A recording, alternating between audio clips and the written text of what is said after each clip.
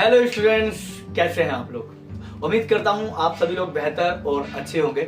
जैसा कि आप लोगों ने देख लिया होगा थंबनेल, और थंबनेल पे लिखा है कि किसी भी सब्जेक्ट यानी किसी भी विषय पर किस तरह से हम लोग महारत हासिल कर सकते हैं। ठीक है, तो आज उसी पे डिस्कस करने के लिए जा रहे हैं और सिर्फ 5 पॉइंट ऐसे बताऊंगा जो कि अगर आप फॉलो करते हैं तो आपसे ज्यादा इंटेलिजेंट उस सब्जेक्ट में कोई भी नहीं होगा।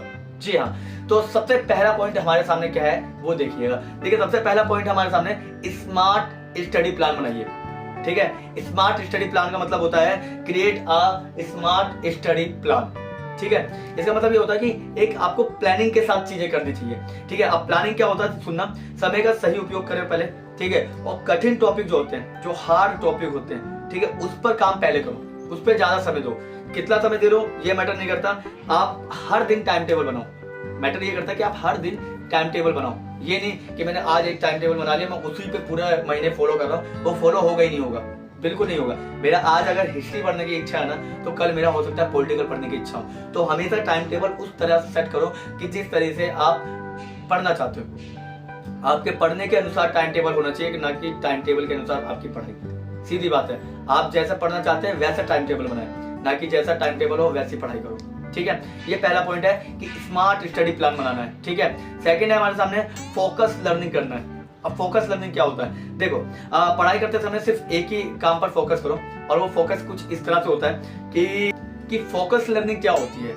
देखना, आप लोग जब भी पढ़ने के लिए बैठते हो, इधर फोन चलता है तो आपका माइंड डिस्ट्रैक्ट होता है, उधर टीवी चल रही है तो आपका माइंड डिस्ट्रैक्ट हो रहा है, या दोस्त आ गया उसने माइंड डिस्ट्रैक्ट कर दिया। तो आपका काम क्या होना चाहिए कि आप अपने आप को एक रूम में बंद करें और फोकस लर्निंग पे फोकस करें। एक टेक्निक होती है प्रोमोडोरो टेक्निक। ठीक है, जब हम प्रोमोडोरो टेक्निक के बारे में देखो, एक टेक्निक होती है प्रोमोडोरो टेक्निक। क्या होता है प्रोमोडोरो टेक्निक?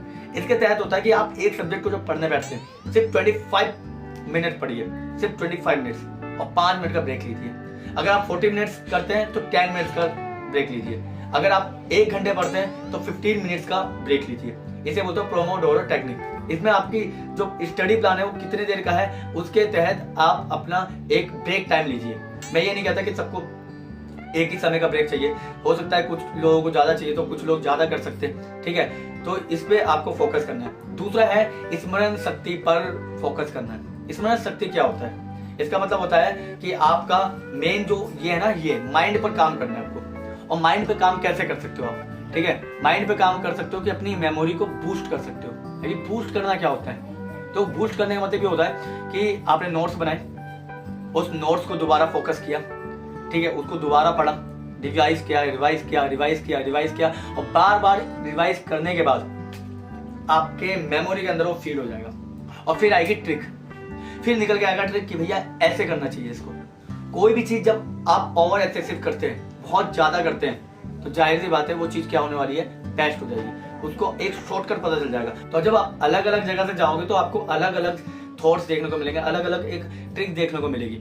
ठीक है, तो कुल मिला के आपको किस पे फोकस करना है? रटने पे फोकस नहीं करना, हर चीज को एक कहानी की तरह याद करना है कि अच्छा ये चीज ऐसे थी, ये चीज वैसे थी, और इस चीज को ऐसे फोकस करना है मुझे। फोर्थ पॉइंट है पढ़ने का तरीका बदलना है, यानी कि लर्निंग स्टाइल बदलना है। अब लर्निंग स्टाइल क्या होता है? देखो, एक तरीके से आप पढ़ते हुए आए हो, अगर आपको लगता है वो तरीका काम नहीं कर रहा है तो आप उस तरीके को चेंज कर सकते हो। आप जहां पढ़ते हो वहां पे मैप लगा दो, आप मोबाइल फोन में वीडियोस से पढ़ सकते हो, शॉर्ट्स से पढ़ सकते हो, पिक्चर्स लगा सकते हो उस चीज की, और ये सब आपको एक अलग तरीके की एक कॉन्फिडेंस देगा। ठीक है, समझ में आ गया? और इसके अलावा आपको बताऊं, इससे आपकी ना केवल एक सोच विकसित होगी, बल्कि आपकी उस सब्जेक्ट पे पकड़ और मजबूत दोनों ही हो जाएगी। ठीक है, पकड़ आपकी बहुत ज्यादा मजबूत हो जाएगी।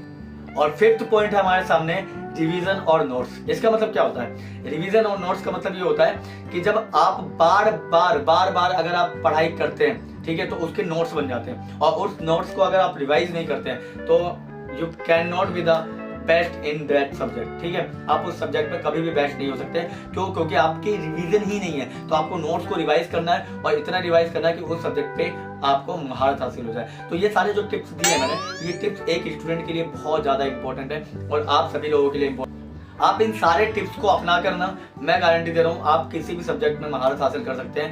एक बात हमेशा याद रखिएगा कि मेहनत के साथ साथ स्मार्ट लर्निंग भी आपको करनी है, यानी कि इतना नहीं कि 4-4 5-5 घंटे पढ़ना है, इतना पढ़ना है कि मैं जो एक टारगेट लेकर आता हूँ रोज के वो पूरे हो रहे हैं नहीं हो रहे हैं, तो यही मैटर करता है एक स्टूडेंट्स के लिए। और आज का टॉपिक हमारा यही था कि कैसे हम एक सब्जेक्ट पे महारत हासिल कर सकते हैं, और आज हमने वो चीज़ सीखी। ठीक है, तो कमेंट बॉक्स में बताइएगा कि आपको कौन से सब्जेक्ट पे महारत हासिल करनी है और क्या लगा इस टॉपिक को समझ के, क्या आपने सीखा इससे। बाकी मिलते हैं किसी और नए लेक्चर में, तब तक के लिए थैंक यू और धन्यवाद।